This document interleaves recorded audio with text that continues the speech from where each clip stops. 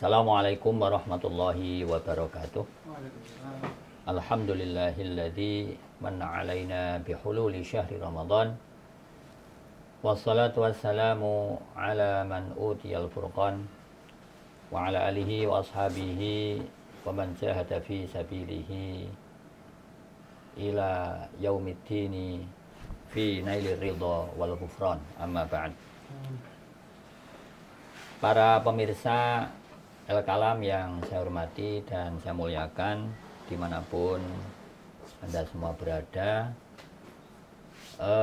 bulan Ramadan sebagaimana diyakini dan juga dirasakan oleh setiap muslim sebagai bulan yang penuh dengan keberkahan, kebaikan, segala hal yang baik. Tentunya setiap muslim dimanapun berada, tidak terkecuali para muslim di bumi Indonesia, berharap bahwa di setiap bulan Ramadan tiba, maka amal ibadah baik yang bersifat jasadiah, ibadah badan maupun ibadah qalbiyah dalam hati, maupun ibadah fikriyah berupa kajian-kajian itu meningkat. Oleh sebab itu tentu manusia butuh motivasi atau semangat agar dalam bulan suci Ramadan bisa meningkat semua ibadah yang tadi disampaikan.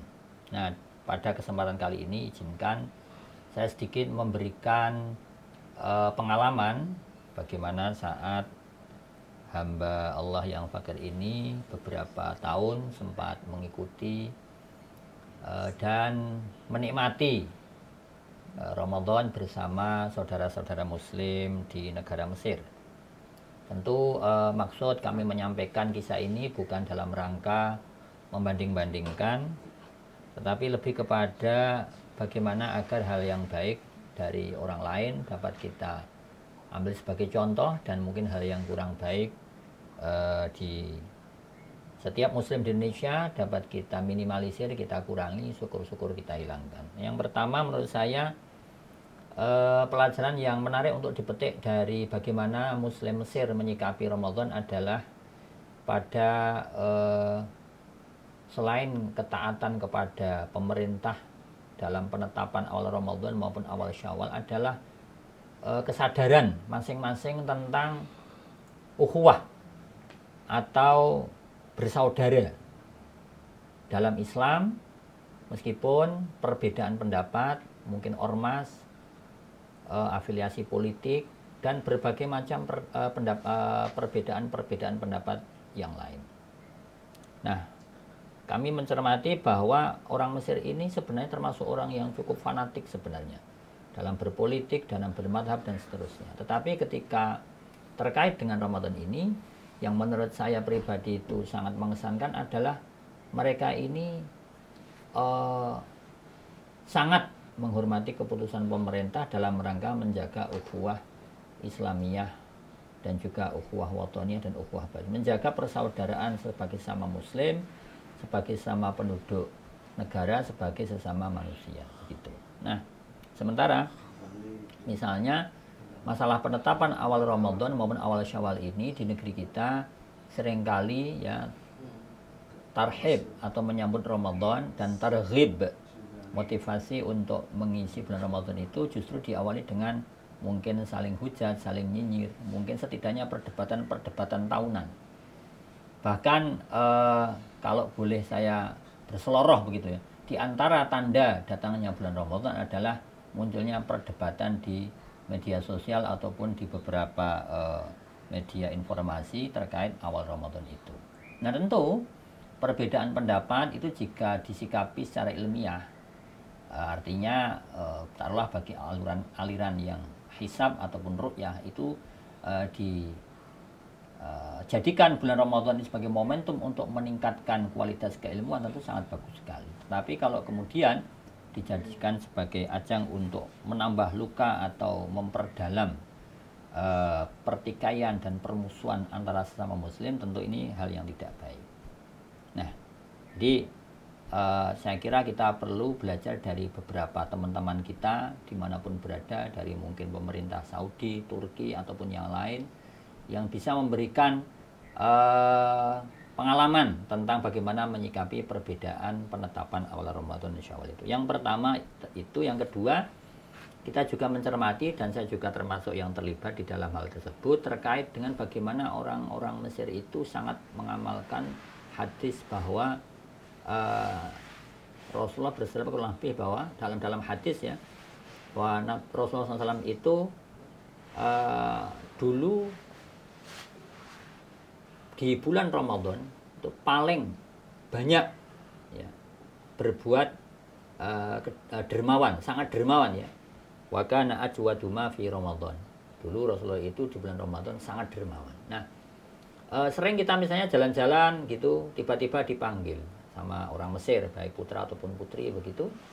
Lalu kemudian mereka dengan memang niat untuk sedekah siriyah, dalam pengertian bersedekah yang tidak ingin pamer begitu, memberi uang kepada kita dengan judul untuk tambahan beli kitab atau biaya tambahan itu dan seterusnya begitu. Dan jumlahnya cukup fantastis begitu ya. Dan dimanapun berada, di masjid, di musola, beberapa pengusaha, banyak kalangan dan segmen itu memang berlomba-lomba untuk memberikan sedekah yang terbaik berupa makanan, minuman, atau jenis uang. Tentu di Indonesia juga sudah dilakukan demikian, tetapi fenomena seperti itu mungkin belum begitu memasyarakat ya.